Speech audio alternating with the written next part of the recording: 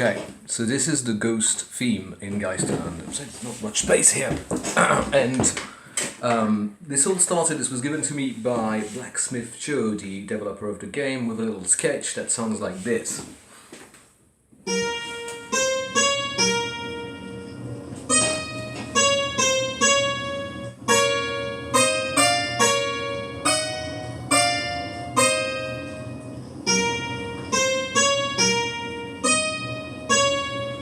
And it sort of goes on. It loses sight of where it wants to go.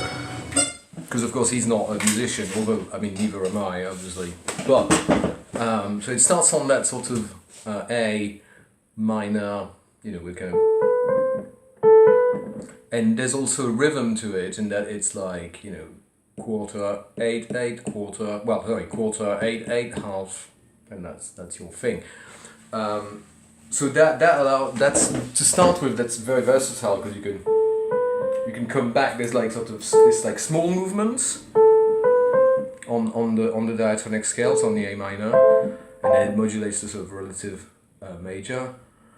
It doesn't really modulate. I mean, like the harmony is a bit pants because I'm not a musician, but so you can go.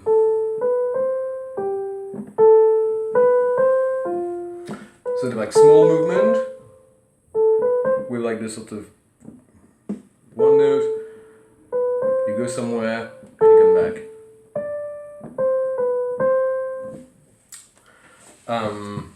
What else is there about this tune? So actually you had the whole first phrase done, A, then D you go back.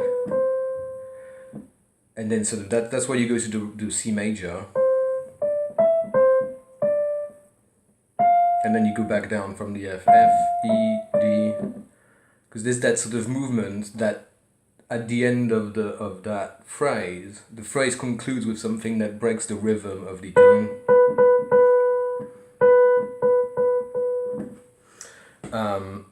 And so I made a second phrase just to kind of like let it resolve things. We start the same. Then the D goes up, and then instead of returning to a D, it returns to a B. And like in the harmony, you get a B diminished as well. You sort of get some tension in there. It's like... And then that conclusion with the C major. So we're in E, resolve to A. So there's a lot of that stuff of kind of hinting to the E minor. And at the end of the first phrase, it doesn't resolve to an A, it goes to a G. I've been kind of reworking the harmonies back and forth because I kind of wrote it on the piano and then did a bunch of sort of attempts at more classical orchestration. And so I had to, not think in chords, but think in voice leading and counterpoint. And that was quite interesting. But it's a really versatile tune, and as a matter of fact it kind of gets layered on top of other musical elements in the game. Alright, so let's take it and jam. Maybe I'll take a slightly more muted sound.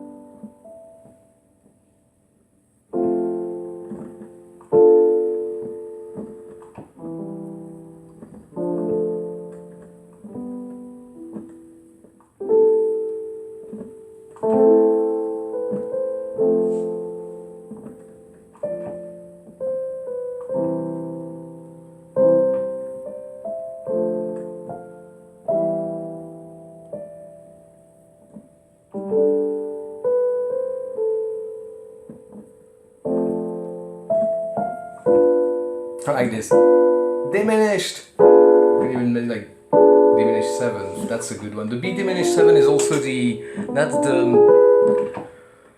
that's the chord that is the core of the cue for the second child cue. Probably not going to be a video about that, but definitely it exists. So it's B, D, F, A flat.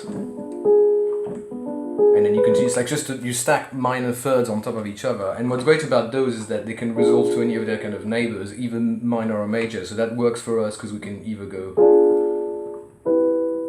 sort of as it happens, which is what we do here. But you could also go in the case of second Charles, it's helpful to have this because we're all in A, mostly drony A throughout the game. So suddenly you throw this B diminished 7. And that wants to resolve, and that resolves very nicely to any kind of A, like, but also to, haha. So that's quite practical, particularly if you want to, if you want to switch from major to minor, you sort of, no, you're in A minor, dang, and then you're in A major, and you start doing something else. Yeah, I sort of interrupted myself at that particular chord.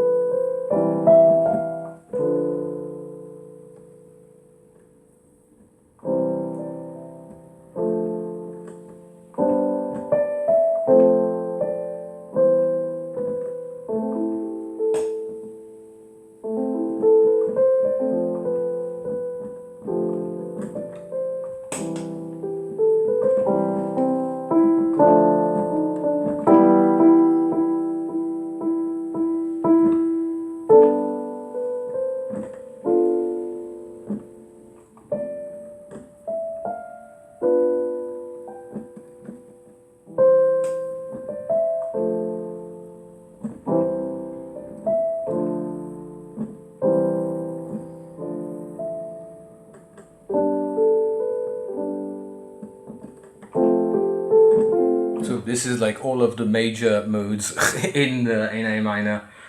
Yeah, we can play it around. I think in Mixolydian could be quite interesting, or Locrian actually, because of the sort of semitone on the one, the second minor second. It's like.